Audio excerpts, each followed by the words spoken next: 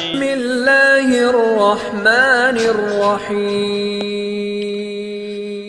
السلام علیکم ورحمۃ اللہ وبرکاتہ۔ یہ واقعہ اللہ کے پیارے ولی اللہ کا ہے جس نے اللہ تعالیٰ کی خاطر اپنا سب کچھ قربان کر دیا۔ ایک ظالم بادشاہ رہتا تھا، اس کا ایک ساحر جادوگر تھا جو کہ اپنے جادو کے ذریعے سے بادشاہ کے دشمنوں کو شکست دے دیتا تھا، اور جب بادشاہ سے رایا خفا ہوتی تھی تو یہ اپنے جادو کے ذریعے سے ان کو بھی بادشاہ کی طرف موڑ دیتا تھا۔ بادشاہ اس جادوگر سے کافی خوش تھا اور یہ اس سے اپنا کام کروا لیا کرتا تھا۔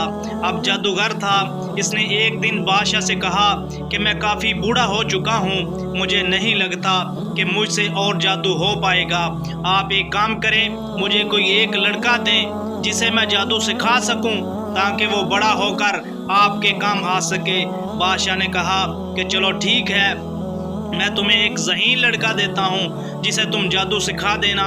پھر بادشاہ نے ایک ذہین لڑکا چن لیا اور اس سحر جادوگر کو شاگردی کے طور پر دے دیا۔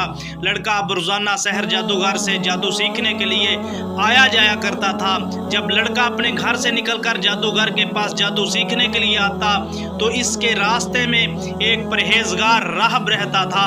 اس وقت یہ راہب حضرت عیسیٰ علیہ السلام کا پیروکار تھا اور یہ اپنے سچے ایمان پر عمل پیرا تھے۔ لڑکا جب راستے سے گزرتا تو یہ راہب کے پاس لوگوں کو جمع پاتا۔ ایک دن اس لڑکے نے بھی سوچا کہ میں بھی اس راہب کے پاس جا کر دیکھتا ہوں کہ مجھے اس سے کیا علم حاصل ہو پائے گا۔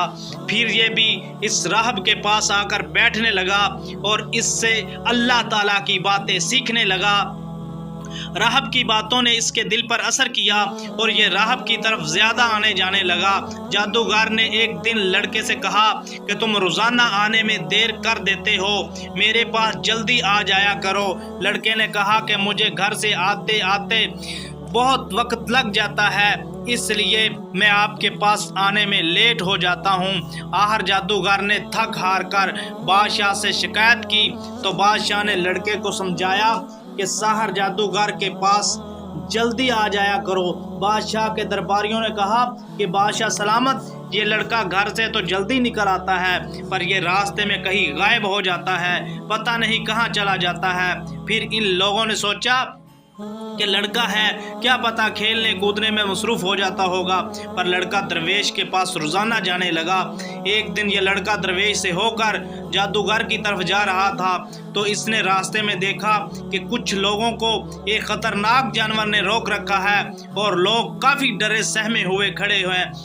لڑکے نے دل ہی دل میں سوچا کہ آج میں امتحان لیتا ہوں کہ راہب سچا ہے یا ساحر جادوگر سچا ہے۔ اس نے ایک چھوٹا سا پتھر اٹھایا اور اٹھا کر کہا، اے اللہ، اگر راہب سچا ہے تو میرے اس پتھر سے اس جانور کو ہلاک فرما دے۔ پھر لڑکے نے پتھر اس جانور کے اوپر پھینک دیا تو جانور وہیں پر ہلاک ہو گیا۔ جب لوگوں نے دیکھا کہ لڑکے نے ایک پتھر کے ذریعے خطرناک جانور کو ہلاک کر دیا تو سب حیران ہو گئے کہ اب لڑکے کو جادوگری میں کافی سارا کمال حاصل ہو چکا ہے۔ پھر اس لڑکے کی واہ واہ ہونے لگی۔ کچھ دنوں میں ہی لڑکے کی تعریفوں کی باتیں اس درویش تک بھی آ پہنچی تو اسے درویش نے اپنے پاس بلا کر کہا کہ دیکھو بیٹا، اللہ تعالیٰ نے تمہیں بزرگی اور کمال سے نوازا ہے، اللہ تعالیٰ تم کو آزمائش سے گزارے گا اور تمہارا مرتبہ بلند ہوگا۔ اگر تم سے کوئی میرے متعلق پوچھے تو تم ان کو میرا پتہ نہ بتانا کیونکہ میں بہت ہی کمزور اور بوڑھا ہوں۔ لڑکے سے درویش نے قول و قرار لے کر خود کو مطمئن کر لیا۔ اللہ تعالیٰ نے لڑکے کو درویش کی صحبت اور انجیل کی تلاوت سے بزرگی عطا فرمائی۔ اب لڑکا نابینا اور کوڑی میں مبتلا لوگوں کو دوا کے ذریعے علاج کرنے لگا۔ لوگ لڑکے کے پاس آ کر اپنی بیماری سے شفا یاب ہو رہے تھے۔ بادشاہ کے محل کے اندر ایک مصاحب تھا، یہ ہر جگہ سے اپنا علاج کروا کر تھک چکا تھا کیونکہ اس کی بینائی واپس نہیں آ رہی تھی۔ اس نے لڑکے کو سنا تو یہ اس کے پاس چلا آیا اور آ کر لڑکے سے کہا کہ میری بینائی کا علاج کرو، میری بینائی واپس نہیں آ رہی۔ یہ اپنے ساتھ کافی سارے تحفے اور نذرانہ لایا تو لڑکے نے کہا کہ مجھے تحفے نذرانہ کی ضرورت نہیں، تم ایک کام کرو، بس اللہ تعالیٰ پر ایمان لے آؤ، تمہاری بینائی خود بخود ہی آ جائے گی۔ شفا میرے ہاتھوں میں نہیں ہے، یہ تو اللہ تعالیٰ کے ہاتھوں میں ہے، اور میں اللہ تعالیٰ سے دعا کروں گا آپ کی بینائی واپس آ جائے۔ پھر مصاحب اللہ تعالیٰ پر ایمان لے آیا اور مسلمان ہو گیا۔ لڑکے نے مصاحب کے لیے دعا کی تو اس کی بینائی واپس آ گئی۔ مصاحب بادشاہ کے محل واپس چلا آیا۔ اب یہ مصاحب اپنے محل کے اندر ٹھہرا ہوا تھا۔ بادشاہ نے اس کی طرف دیکھا تو اس کی بینائی واپس آ چکی تھی۔ بادشاہ نے اس سے مخاطب ہو کر کہا کہ تمہاری بینائی کیسے واپس آئی ہے جبکہ تم ہر جگہ سے لا علاج قرار پائے تھے؟ مصاحب نے کہا کہ یہ میرے اللہ تعالیٰ کا کمال ہے جس نے میری بینائی واپس کر دی ہے۔ بادشاہ نے کہا کہ تمہارا خدا تو میں ہوں، تم اور کس خدا کی بات کر رہے ہو؟ مصاحب نے کہا میرا اللہ وہ ہے جس نے یہ دنیا جہاں بنایا ہے، جس نے آپ کو اور مجھے بنایا ہے، ہم سب لوگ اسی کی طرف لوٹ کر جانے والے ہیں۔ بادشاہ کو غصہ آنے لگا۔ بادشاہ نے اس مصاحب کو سخت سزا دی اور اس سے پوچھا کہ بتاؤ تمہیں یہ عقیدہ کس نے دیا ہے؟ کافی سختی پر یہ آدمی بول پڑا کہ مجھے سب کچھ اس لڑکے نے بتایا ہے۔ پھر اس لڑکے کو پکڑ کر بادشاہ کے پاس لایا گیا۔ بادشاہ نے لڑکے سے کہا کہ تمہیں میرے جادو کے ذریعے یہ علم عطا کیا گیا۔ لڑکے نے کہا کہ تمہارے جادو میں کوئی شفا نہیں ہے، شفا دینے والی ذات صرف اللہ تعالیٰ کی ذات ہے، ہم سب کو وہی علم عطا فرماتا ہے۔ بادشاہ نے لڑکے کی باتیں سنی تو اس کو غصہ آنے لگا۔ پھر بادشاہ نے کہا کہ پتہ کرو یہ لڑکا کہاں پر غائب رہتا تھا، مجھے لگتا ہے یہ کہیں پر جا کر یہ ساری باتیں سیکھ آیا ہے۔ اسی دوران ساحر جادوگر بھی آ گیا اور اس نے بھی کہا کہ ہاں یہ لڑکا میرے پاس کافی دیر سے آیا کرتا تھا، یہ کسی کے پاس جایا کرتا تھا۔ پھر لڑکے کو کافی سخت سزا دے کر اس سے پتہ کروایا گیا کہ بتاؤ تم کس کے پاس جایا کرتے تھے؟ لڑکے نے کافی دیر ظلم ستم سہنے کے بعد اس درویش کا پتہ بتا دیا۔ بادشاہ کے بندے گئے اور درویش کو بادشاہ کے پاس لے آئے۔ بادشاہ نے درویش سے کہا کہ تم اپنے دین سے ہٹ جاؤ، اگر تم نہیں ہٹو گے تو میں تمہیں آرے سے چیر دوں گا۔ درویش نے کہا کہ میں ہرگز اپنے دین سے نہیں پھروں گا اور جو بھی مجھ پر مصیبت آئے گی میں اس پر صبر کروں گا۔ درویش نے بادشاہ کا کہنا نہیں مانا تو پھر اسے آرے سے چیر دیا گیا۔ اس کے بعد مصاحب کو جو اپنی بنائی واپس لا چکا تھا اس کو بادشاہ کے پاس لایا گیا اور اس سے بھی یہی کہا گیا کہ تم اپنے دین کو چھوڑ دو ورنہ تمہیں بھی آرے میں دے کر چیر دیا جائے گا۔ تو اس نے بھی کہا کہ میں اپنے دین پر قائم رہوں گا۔ پھر اسے بھی آرے میں چیر دیا گیا۔ اس کے بعد لڑکے کو بلایا گیا اور اس کو کہا گیا کہ دیکھو اگر تم ہمارا کہنا نہیں مانو گے تو ان دونوں کی طرح تمہارا بھی انجام یہی ہوگا، تم اپنے دین سے پھر کر میری طرف آ جاؤ۔ بادشاہ نے لڑکے کو کافی سمجھایا پر لڑکے نے کہا کہ میں اپنے دین سے بالکل نہیں پھروں گا۔ آخرکار بادشاہ نے اپنے بندوں کو بلایا اور ان سے کہا کہ اس لڑکے کو پہاڑ کے اوپر لے جاؤ اور وہاں سے اس کو نیچے پھینک دینا، پہلے اس کو سمجھانا، اگر سمجھ جائے تو واپس لے آنا، میں اس کو اپنا مصاحب بنا لوں گا اور اسے بلند مرتبہ دوں گا، نہ مانے تو اسے اوپر سے پھینک کر آ جانا۔ بادشاہ کے بندے لڑکے کو اپنے ساتھ لے کر پہاڑی کی چوٹی پر آ گئے۔ یہ لڑکے کو اوپر سے پھینکنے والے تھے تو لڑکے نے دعا کی تو وہاں پر اللہ کی قدرت سے زلزلہ آ گیا اور زلزلے کے ذریعے بادشاہ کے یہ سارے بندے خود گر کر تباہ ہو گئے، پر لڑکا صحیح سلامت بچ گیا۔ لڑکا پھر دوبارہ بادشاہ کے پاس چلا آیا۔ بادشاہ نے لڑکے سے پوچھا کہ وہ لوگ کہاں ہیں؟ تو لڑکے نے کہا کہ وہ لوگ ہلاک ہو گئے ہیں، اللہ تعالیٰ نے ان کے شر سے میری حفاظت فرمائی ہے۔ پھر بادشاہ نے اپنے اور بندوں کو بلایا اور کہا کہ اسے کشتی میں ڈال کر دریا کے اندر لے جاؤ، اگر یہ اپنے دین سے پھر جائے تو ٹھیک ہے ورنہ اسے دریا کے اندر ڈال کر واپس آ جانا۔ پھر یہ بندے اس لڑکے کو اپنے ساتھ لے گئے اور وہاں پر جا کر یہ اس لڑکے کو دریا کے اندر پھینکنے والے تھے تو لڑکے نے دعا مانگی تو کشتی الٹ گئی اور یہ سارے لوگ وہاں پر فنا ہو گئے، پر یہ لڑکا بچ گیا۔ پھر یہ بادشاہ کے دربار میں واپس چلا آیا۔ بادشاہ نے لڑکے سے قصہ پوچھا تو لڑکے نے بادشاہ کو سارا واقعہ بیان کر دیا۔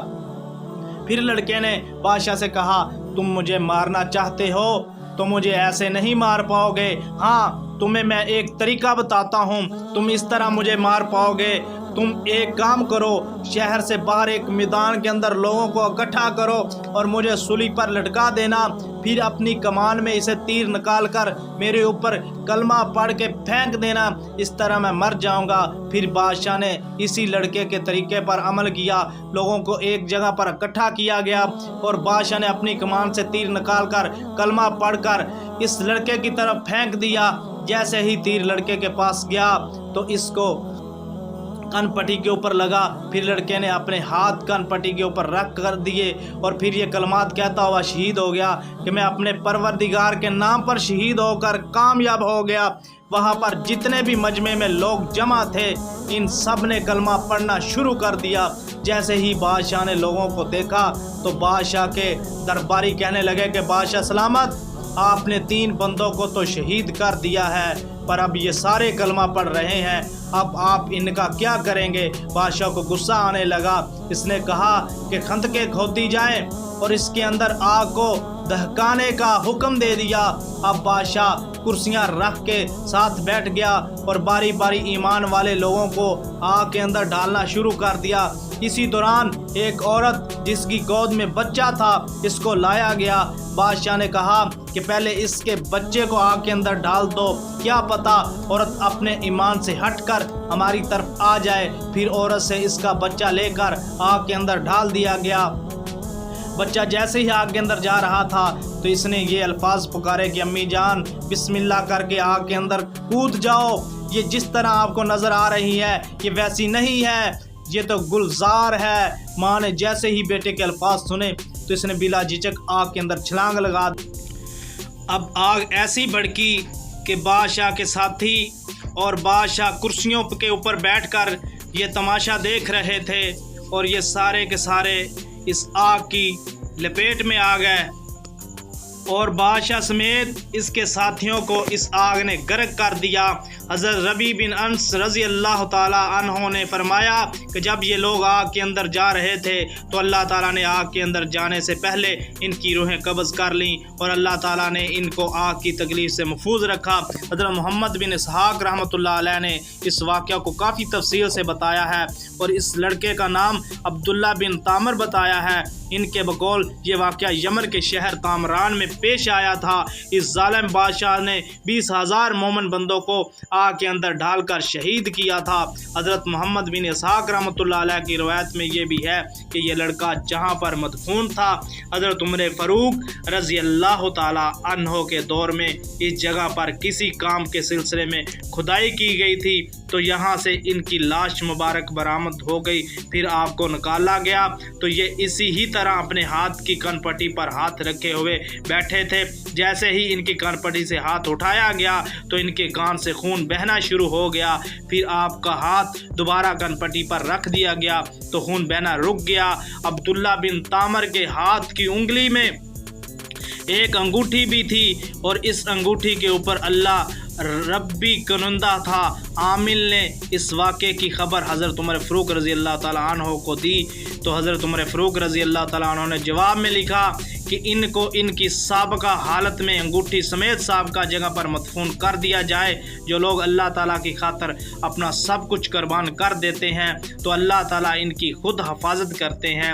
جو ایمان کے اوپر قائم رہتا ہے اور کوئی مصیبت ان پر آن پڑتی ہے تو اس پر آپ کو ڈٹ کر مقابلہ کرنا چاہیے اور اپنے ایمان پر آپ کو قائم رہنا چاہیے۔ اللہ پاک ہم سب کو جنت الفردوس میں اعلیٰ مقام عطا فرمائے، آمین۔ پلیز اگر ہماری یہ ویڈیو آپ کو اچھی لگے تو پلیز لائک کریں، کمنٹ کریں، شیئر کریں اور ہمارے چینل سماما وائس کو سبسکرائب کریں۔ سبسکرائب کریں۔ جزاک اللہ۔